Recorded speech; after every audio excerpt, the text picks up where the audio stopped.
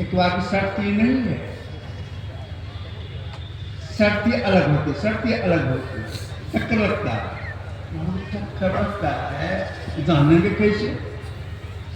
साधक जान जाते हैं।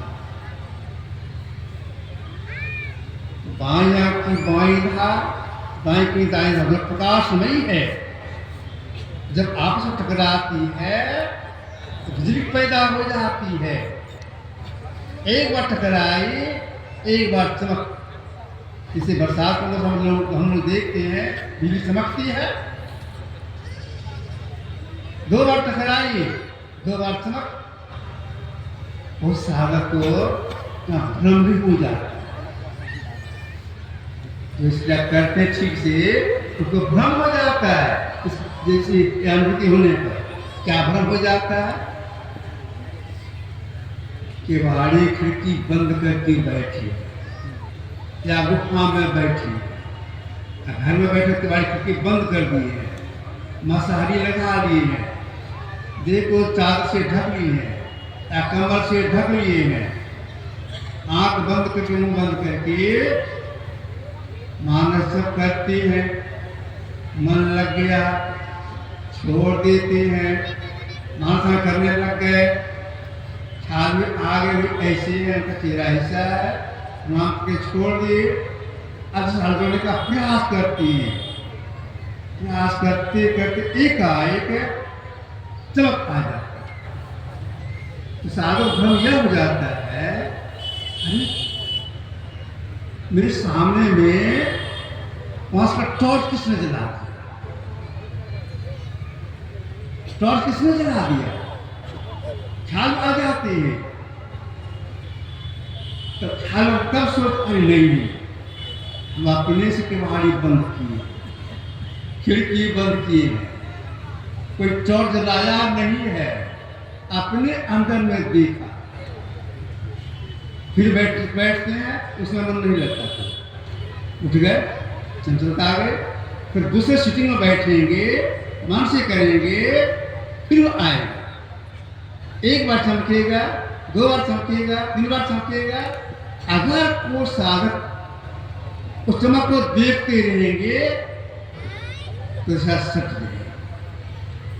देख मानी में छट छट छट बिजली छटके भोर का तार दिखाता है। अगर चमक को देखते रह जाएंगे, चमक को देखना बंद और सट जाएगा। ऐसे सटे की परिणाम क्या हुआ इसका? दो रेखाओं को बिंदु कहती हैं, उनके अंदर में बिंदु का उदय हो जाए। कैसा बिंदु? परम बिंदु। परम बिंदु किसको बोलती है? जिस बिंदु में लंबाई, चौड़ाई, गहराई, मोटाई कुछ नहीं, कहिए परम बिंदु। बाहर चिन्ह लगा बनाते हैं बिंदु कागज ब्लैक बोर्ड पर, क्या बिंदु है, इसमें लंबाई चौड़ाई है, ऐसे दिशा सटती है, जब चिन्ह दिखाई पड़ता है, बिंदु दिखाई पड़ता है, उसमें ये नहीं, लंबाई में कुछ भी नहीं, एक चिन्ह मात्र है। जिस चिन्ह मात्र को देखते हैं और कुछ होने लगता है। और क्या होता है वहां पर? डॉक्टर साहब ने कहा, बिंद में तो नाद बोले,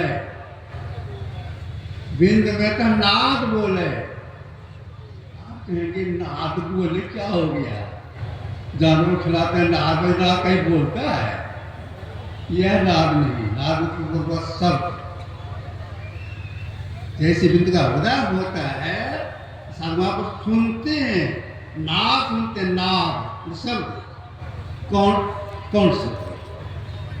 उसी को महापुरुषों ने कहा अनाहत शब्द, हौतरे का शब्द। जब यह अनुभूति होती है किन्हीं को, तो उनकी इंद्रियां विषय में नहीं चाहती है। इन सफलता मिलेगा किनको? भगवान राम इसमें दो शब्द बता दिए, दो शब्द। क्या दो शब्द लगाए? छठ दमशील विरति बहु कर्मा, सज्जन धर्मा। अगर वो उसका पकड़ चाहती हैं तो दो शर्त, इसकी पूर्ति कीजिए तो इसका सफलता मिलेगी, अन्यथा नहीं। पहला शर्त क्या है? विरक्ति बहुत कर्म। मतलब क्या है? कर्म कांड से अपने को त्याग कीजिए। अगर कर्म कांड और लगे रहेंगे तो इस क्रिया में सफलता नहीं मिलेगी। कर्मकांड क्या है? टूटी नाव है, उसमें आपको बैठे खिलासों में घूम के मर जाएगा। पारी पार तेरा मीता खड़िया, उस मिलने का धन धड़िया, टूटी नाव पर जा बैठा, गाफिल गोता खावेगा रे। कर्मकांड क्या है? टूटी नाव है।